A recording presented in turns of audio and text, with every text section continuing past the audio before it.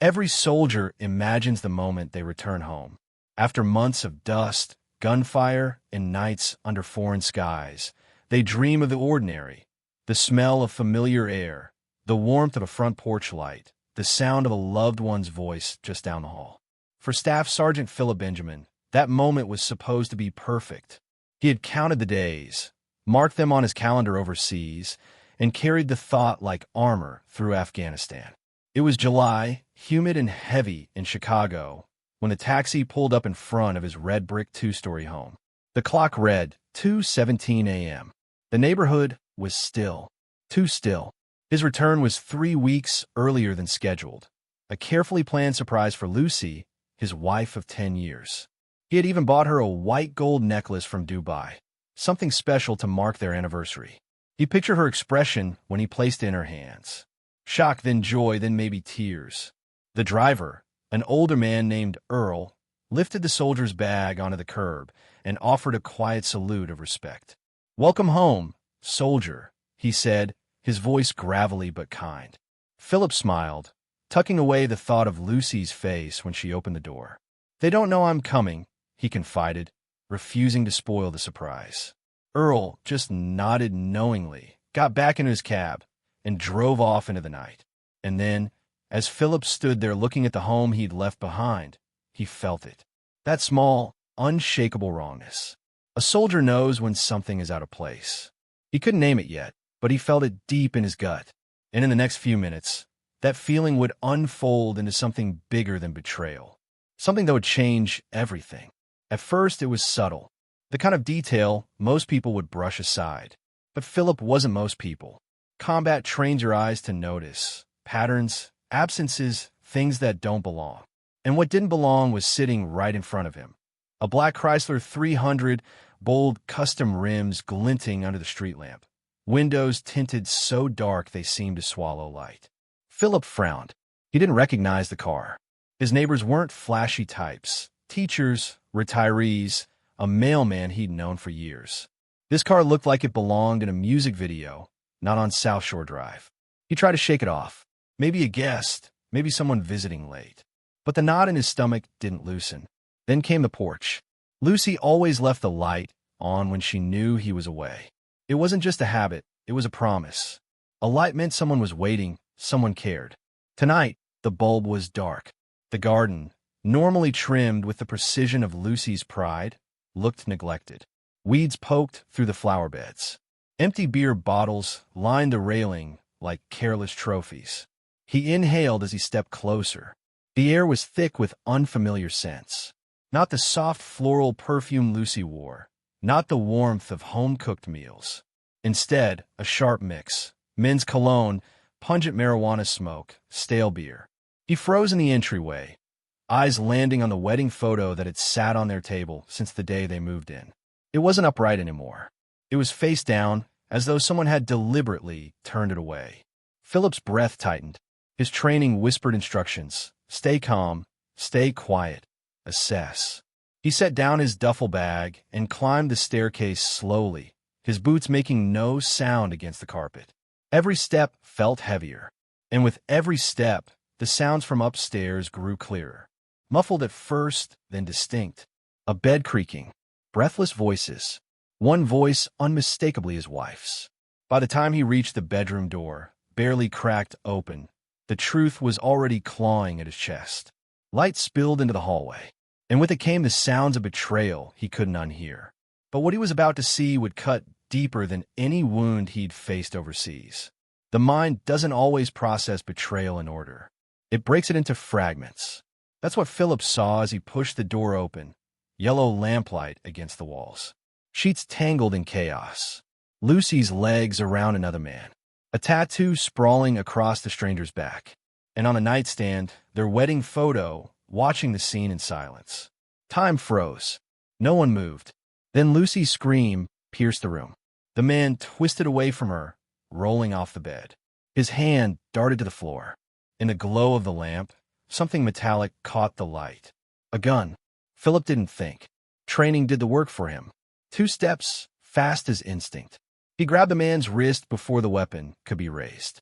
His other fist drove into the man's throat with the precision of survival. The gun skittered across the floor, sliding under the bed. But this was no clean takedown. The stranger fought back hard. Muscular, fueled by rage or desperation. He threw punches that landed with bone-cracking force. They rolled across the floor, each strike louder than the last, each breath a battle. Lucy screamed again, her voice a blur in the chaos. Philip's hand grazed the cold metal under the bed. He closed his fingers around it, just as the man lunged. 2 gunshots thundered through the house. The echo seemed endless. Then came silence. The man collapsed, face down, blood soaking into the hardwood floor. Lucy gasped from the corner, clutching her shoulder where a stray bullet had torn into her flesh. The air smelled of gunpowder, sweat, and betrayal. Philip stood over them, chest heaving, the weapon still hot in his grip. He had survived battles overseas, but nothing had prepared him for this. And yet, this was only the beginning. Infidelity doesn't usually begin with violence. It begins with moments that seem harmless, conversations that linger too long, texts that arrive at odd hours, smiles that stretch beyond friendship. That's how Lucy's double life started, or at least, that's what rumors suggest. 6 months earlier, she met him at the salon. Job Williams, a client at first, flashing charm like currency. He tipped big, leaned close when he talked, made her laugh in ways her husband hadn't in years. Philip was away on deployment. Job was there, present, ready to fill the gaps. What began as banter became drinks after work. Drinks became late-night drives, and late nights turned into keys exchanged and secrets shared. Lucy, once the loyal high school sweetheart, started living 2 lives. One for her husband, faithful soldier overseas. Another for the man who showed up in her bed when the porch light was off. Friends saw the change. Co-worker Shanice warned her, "Girl, you're playing with fire. That man's got a record. And Philip? He loves you for real." But Lucy brushed it off, insisting she deserved excitement, deserved to feel alive. She told herself Philip's deployments had changed him. He was distant, always tired, always carrying war in his eyes. Job, in contrast, was spontaneous, dangerous in a way that thrilled her. Reports claim that as the affair grew, so did her appetite for a different lifestyle. She started wearing designer clothes, jewelry that didn't match her paycheck, gifts too extravagant to hide. Friends whispered about the source. Some said she laughed about Philip's combat, pay, funding her new world. But then came whispers of something darker. Phone records later suggested conversations beyond love. Messages about timing, mentions of policies and windows. A burner phone used for talks she didn't want anyone to trace. What had started as passion might have shifted into planning. And that red dress she put on the night Job came over, it wasn't just about seduction. For detectives later, it became a symbol, a choice she made while preparing to open her door to someone who didn't belong in that house. A dress that would be remembered not for romance, but for betrayal. Detective Marcus Williams wasn't the type to be swayed by headlines or emotions. He'd seen too many stories twist themselves in courtrooms to trust first impressions. What he trusted were numbers, records, and the way lies always left paper trails. On his desk at Chicago's Area Central, Philip Benjamin's case initially looked straightforward. A husband walks in, finds his wife with another man, violence erupts, and tragedy follows. A classic crime of passion. But something nagged at him. Details that didn't sit neatly in that box. He started with phone records. That's where the cracks widened. Hundreds of texts between Lucy and Job spanned nearly 8 months. At first, they read like any affair. Flirty, playful, risky. But slowly the tone shifted. Words like timing, after, and policy kept showing up. Williams circled them in red ink. Then came the burner phone. Buried in Lucy's contacts was a number saved under an alias. The messages there were shorter, colder. Discussions about deployments. Mentions of September. References to money. Williams remembered the break-in from 4 months earlier. At the time, it had been filed as a failed burglary. No suspects, no stolen property, case gone cold. But the timeline matched too perfectly. Philip had increased his life insurance policy just weeks before. The intruder hadn't taken anything, but maybe that wasn't the point. Maybe it was practice. Financial records painted an even darker picture. Reports claim large cash deposits had been made into Lucy's personal account, far beyond what a hair salon salary explained. The source? Unclear. But the car with custom rims parked outside the Benjamin home spoke loudly. Jobs' businesses were technically legitimate. Car washes spread across the South Side. But Williams knew how often legit was just a cover. Piece by piece, the board in Williams's office filled with photos, strings, and notes. What started as a domestic tragedy was beginning to look like something else entirely, a premeditated setup. Maybe Philip hadn't just walked into an affair. Maybe he had walked into his own execution in progress. And if that were true, then the story the public thought they knew was about to turn upside down. In the age of social media, sympathy is fragile. One headline can crown you a hero, the next can call you a criminal. At first, Philip was a tragic figure. Posts praised him as a loyal soldier betrayed. Memes and hashtags rallied behind him. Team Philip trended locally.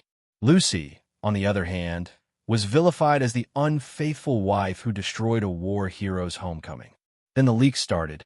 It's been said detectives found a laptop in Jobs' Chrysler.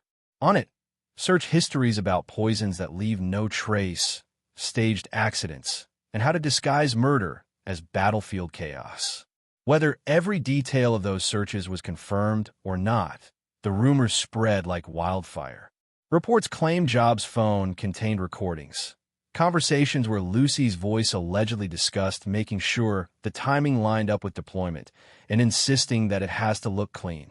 One chilling line made its way into headlines. After the policy kicks in, screenshots, transcripts, and grainy clips began circulating online. Some came from credible sources. Others came from blogs that thrived on speculation. But the damage was done. Overnight, Lucy's image flipped. To some, she was no longer the neglected wife. She was the villain at the center of a conspiracy. Comment sections turned vicious. Supporters of Lucy vanished. Supporters of Philip multiplied. Military forums framed him as the man who had accidentally saved his own life. Others pushed back. 2 people were shot. He's no saint. The arguments raged late into the night. The narrative had split in two. One side saw Philip as a betrayed soldier who had stumbled into a murder plot. The other side saw only blood on the floor. And the truth, as always, would have to be tested in court. Courtrooms are built to strip away emotions, but this one was thick with them.